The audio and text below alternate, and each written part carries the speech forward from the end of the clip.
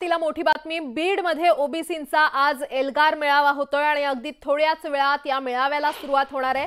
त्यामुळे या मेळाव्यामध्ये छगन भुजबळ आज काय बोलणार याकडे सगळ्यांचं लक्ष लागलेलं आहे। या क्षणाची अतिशय मोठी बातमी आपण पाहतोय।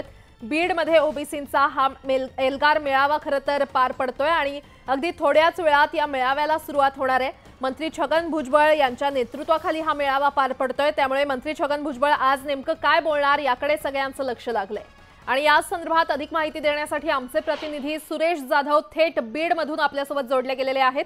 सुरेश, आज बीडमध्ये एल्गार मेळावा, छगन भुजबळ नेमकं काय बोलण्याची शक्यता?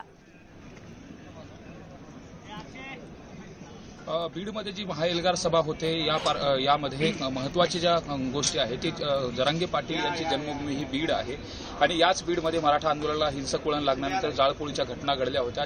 त्या घटनांच्या संदर्भामध्ये छगन भुजबळ यांनी अनेक सभांमधून त्यावरती हल्ला चढवलेला होता आणि ही सभा बीडमध्ये होत असल्या कारणानं आता बीडमधून नेमकं छगन भुजबळ काय बोलणार याकडे देखील लक्ष आहे। विशेष म्हणजे कालपासूनच मराठा जे आंदोलक आहेत त्यांनी देखील भुजबळांना विरोध केलेला आहे। त्यांना जर बीडच्या सभेला यायचं असेल तर त्यांनी राजीनामा देऊन यावं अशा पद्धतीने देखील त्यांनी भूमिका घेतलेली आहे। आक्रमक झालेल्या मराठा आंदोलकांना पोलिसांनी देखील ताब्यात घेतलेला आहे। त्यामुळे एकंदरीतच ही जी सभा होणार आहे आणि या सभेला जर आपण पाहिलं तर बीडमध्ये ओबीसीचे नेते गोपीनाथ मुंडे यांचा हा जिल्हा आहे। या सभेसाठी पंकजा मुंडे आणि धनंजय मुंडे यांना देखील सभेच्या संयोजकांनी निमंत्रण दिलेलं आहे। त्यामुळे ते देखील नेते या सभेला हजेरी लावणार का हे देखील पाहणं महत्त्वाचं ठरणार आहे। त्याचबरोबर 20 तारखेला जो मराठा मोर्चा मुंबईवरती जाणार आहे त्या पार्श्वभूमीवरती आजची जी सभा होत आहे या मोर्चाच्या अनुषंगाने देखील भुजबळ काही बोलतायत का, टीका टिप्पणी करतायत का हे देखील पाहणं महत्त्वाचं ठरणार आहे। मराठा समाजाला ओबीसी मधून आरक्षण नको ही भूमिका, त्याचबरोबर ओबीसीची जनगणना केली जावी अशी देखील भूमिका या सभेच्या माध्यमातून मांडली जाणार आहे। विविध ओबीसीचे नेते फक्त बीड जिल्ह्यातीलच नव्हे तर महाराष्ट्रातील ओबीसी नेते या ओबीसी महाएल्गार सभेच्या अनुषंगाने बीडमध्ये दाखल होत आहेत। सभेसाठी अवघा काही वेळ उरलेला आहे। मी माझ्या पाठीमागे दाखवतोय हे जे व्यासपीठ आहे हे व्यासपीठ सजलेलं आहे, खुर्च्या देखील मांडलेल्या आहेत, मोठं बॅनर देखील लावलं गेलेलं आहे। विशेष म्हणजे या सभेच्या व्यासपीठाच्या जवळची जो शेवटचा हात राहिलेला आहे तो देखील फिरवण्याचं इथलचे जे कामगार आहेत ते करतायत। इथं भुजबळांची सुंदर अशी रांगोळी देखील काढली गेली आणि विशेष म्हणजे जी बैठक व्यवस्था करण्यात आलेली ती बैठक व्यवस्था देखील बीड शहरातील मध्यवर्ती जे ग्राउंड आहे छत्रपती शिवाजी महाराज क्रीडा संकुल या क्रीडा संकुलावरती हे मांडलं गेलं आणि विशेष म्हणजे या सगळे जे काही नेते आहेत ओबीसीचे नेते त्या ओबीसीच्या नेत्यांचे पोस्टर लावले गेलेत। यामध्ये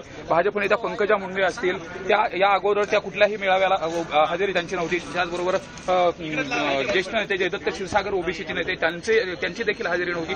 ते नेमकं बीड जिल्ह्यामध्ये होत असलेल्या या सभेच्या अनुषंगाने उपस्थिती लावणार का हे देखील पाहणं महत्त्वाचं ठरणार आहे। त्याचबरोबर जे कृषी मंत्री धनंजय मुंडे आहेत त्यांच्या जिल्ह्यामध्ये ही सभा होत असल्या कारणानं त्यांची देखील उपस्थिती राहते की ते गैरहजर राहत आहेत। मात्र अद्यापर्यंत धनंजय मुंडे यांचा देखील दौरा आलेला नाही, त्यामुळे ते या महाएल्गार सभेसाठी उपस्थित राहत आहेत का हे पाहणं महत्त्वाचं ठरणार आहे। एकंदरीतच सभेच्या अनुषंगाने तयारी पूर्ण झालेले लोक देखील यायला सुरुवात झालेली आहे। त्यामुळे या सभेच्या माध्यमातून जरांगे पाटलांना काय उत्तर दिलं जात आहे एवढंच नाही तर एकंदरीत महाराष्ट्रातील ओबीसीच्या अनुषंगाने छगन भुजबळ काय एल्गार करतायत हे पाहणं महत्त्वाचं ठरणार आहे। निश्चित सुरेश, खरं तर या ओबीसींच्या एल्गार मेळाव्यामध्ये मंत्री छगन भुजबळ नेमकं काय बोलतायत, जरांगे पाटलांना काय प्रत्युत्तर देतायत ते पाहणं महत्त्वाचंच ठरणार आहे। मात्र या महामेळाव्यामध्ये आणखी नेमकं कोण कोण येणार आहे? या महामेळाव्यामध्ये ज्या नेत्यांना निमंत्रित दिलेलं आहे ते सगळे निमंत्रण दिलेले नेते येतील अशा पद्धतीने सांगितलं गेलंय। मात्र गोपीचंद पडळकर असतील, ओबीसीचा जो महाएल्गार आतापर्यंत सभा झालेला आहे त्या सभेसाठी ज्या ओबीसीच्या नेत्यांनी हजेरी लावली होती त्यांची तर उपस्थिती आहेच। मात्र बीडमध्ये हा सभा होत असताना बीडचे जे ओबीसीचे नेते आहेत त्यामध्ये भाजप नेत्या पंकजा मुंडे असतील, त्यांचा एक मोठा इतिहास आहे। स्वर्गीय लोकनेते गोपीनाथ मुंडे यांनी ओबीसीची चळवळ आणि ओबीसीचं नेतृत्व म्हणून महाराष्ट्रात नव्हे तर देशभर त्यांनी नेतृत्व केलं गेलं होतं आणि त्यांचेच वारसदार असलेल्या पंकजा मुंडे त्याचबरोबर धनंजय मुंडे यांच्याच जिल्ह्यामध्ये ही सभा होते आणि या सभेचे जे संयोजक आहेत त्यांनी देखील त्यांना निमंत्रण दिलं गेलेलं आहे, प्रत्यक्ष जाऊन निमंत्रण दिलेलं आहे। त्यामुळे या सभेच्या अनुषंगाने त्यांनी देखील उपस्थित राहावं अशी ओबीसी बांधवांची अपेक्षा आहे।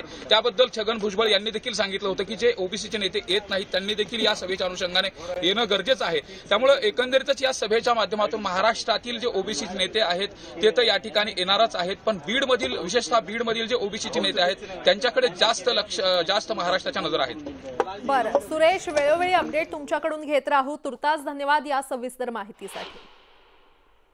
राज्यात सध्या आरक्षण